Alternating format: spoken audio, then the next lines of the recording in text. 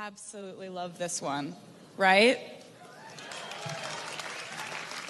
Whew. This is sort of it's not a short speech, so I don't want this to slip and break because it's very important to me. Thank you so much. She's so supportive. We all need someone like that. I'm Taylor. Good evening. I want to first thank Billboard from the bottom of my heart for this honor whoa, this is going great so far. Excellent. Okay. I want to say thank you so much to Billboard for giving me this honor, for naming me as their Woman of the Decade. So what does it mean to be the woman of this decade? Well, it means I've seen a lot.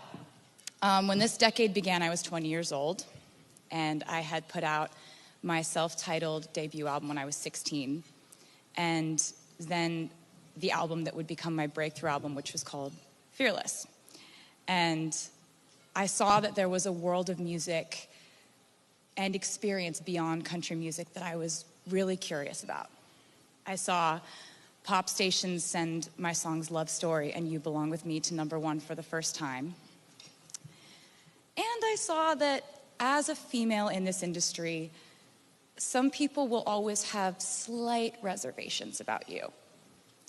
Whether you deserve to be there, whether your male producer or co-writer is the reason for your success, or whether it was a savvy record label. It wasn't. I saw that people love to explain away a woman's success in the music industry. And I saw something in me change due to this realization. This was the decade when I became a mirror for my detractors. Whatever they decided I couldn't do is exactly what I did. Oh, I'll take it. Thanks. Whatever they criticized about me became material for musical satires or inspirational anthems. And the best lyrical examples I can think of are songs like Mean, Shake It Off, and Blank Space. Basically, if people had something to say about me, I usually said something back in my own way. And this reflex dictated more than just my lyrics. When Fearless did win Album of the Year at the Grammys, and I did become the youngest solo artist to ever win the award, with that win came criticism and backlash in 2010 that I'd never experienced before as a young new artist. All of a sudden, people had doubts about my singing voice. Was it strong enough? Was I a little bit pitchy? All of a sudden, they weren't sure if I was the one writing the songs because sometimes in the past I had co-writers in the room. At that time, I couldn't understand why this wave of harsh criticism had hit me so hard. I believe a popular headline back then was "A swift backlash," which is clever, you gotta give it to him. And now I realize that this is just what happens to a woman in music if she achieves success or power beyond people's comfort level. I now have come to expect that with good news comes some sort of pushback, but I didn't know that then. So then I decided that I would be the only songwriter on my third album, Speak Now, and that I would tour constantly, work on my vocals every day, and perfect my stamina in a live show. I decided I would be what they said I couldn't be. I didn't know then that soon enough people would decide on something else I wasn't quite doing right, and then the circle would keep going on and rolling along, and I would keep accommodating, overcorrecting in an effort to appease my critics. They're saying I'm dating too much in my 20s? Okay, I'll stop. I'll just be single for years.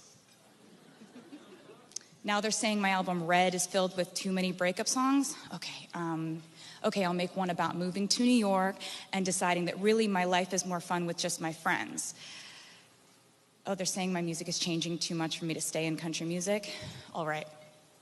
Okay, here's an entire genre shift and a pop album called 1989. Ah, you heard it? Sick. Now it's that I'm showing you too many pictures of me with my friends. Okay, I can stop doing that too. Now I'm actually a calculated manipulator rather than a smart businesswoman? Okay, I'll disappear from public view for years. Now I'm being cast as a villain to you? Okay, here's an album called Reputation, and there are lots of snakes everywhere. In the last 10 years, I have watched as women in this industry are criticized and measured up to each other and picked at for their bodies, their romantic lives, their fashion.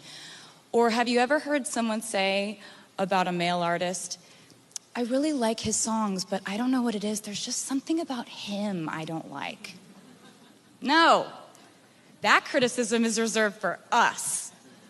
But you know, I've learned that the difference between those who can continue to create in that climate usually comes down to this. Who lets that scrutiny break them, and who just keeps making art. I've watched as one of my favorite artists of this decade, Lana Del Rey, was ruthlessly criticized. Yes. Yeah. Thank you. We have similar tastes. I like it. She was ruthlessly criticized in her early career, and then slowly but surely she turned into, in my opinion, the most influential artist in pop. Her vocal stylings, her lyrics, her aesthetics, they've been echoed and repurposed in every corner of music. And this year, her incredible album is nominated for Album of the Year at the Grammys because she just kept making art. And that example should inspire all of us, that the only way forward is forward motion, that we shouldn't let obstacles like criticism slow down the creative forces that drive us. And I see that fire in the newer faces in our music industry whose work I absolutely love. I see it in Lizzo, Rosalia, Taylor Parks, Hayley Kiyoko, King Princess, Camila Cabello, Halsey, Megan Thee Stallion, Princess Nokia, Nina Nesbitt, Sigrid, Normani, Her, Maggie Rogers, Becky G, Dua Lipa, Ella Mai, Billie Eilish, and so many other amazing women who are making music right now. Female artists in music have dominated this decade in growth, streaming, record and ticket sales, and critical acclaim. So why are we doing so well? Because we have to grow fast. We have to work this hard. We have to prove that we deserve this, and we have to top our last achievements. Women in music, on stage or behind the scenes, are not allowed to coast. We are held at a higher, sometimes impossible feeling standard. And it seems that my fellow female artists have taken this challenge and they have accepted it. It seems like the pressure that could have crushed us made us into diamonds instead. And what didn't kill us actually did make us stronger. But we need to keep advocating for women in the recording studios, behind the mixing board, in A&R meetings, because rather than fighting to be taken seriously in their fields, these women are still struggling to even have a chance to be in the room.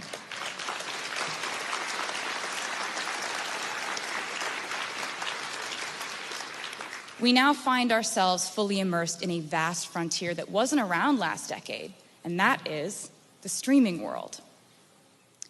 In music, we're always walking hand in hand with technology, and sometimes that is so awesome, like how now we're able to just drop a song that we made yesterday. I've spoken out in the past about the future of revenue flow for creators and the songwriters and producers who are being left behind due to these rapid shifts and changes. I still don't think that record contracts or producers' agreements have fully caught up. And I hope that in the next decade, we can keep searching for the right solution for producers, songwriters, and creators. Don't you?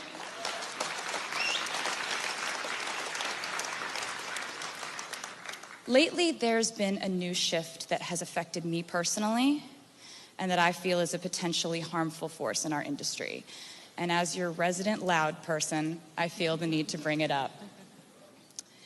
And that is the unregulated world of private equity coming in and buying up our music as if it is real estate. as if it's an app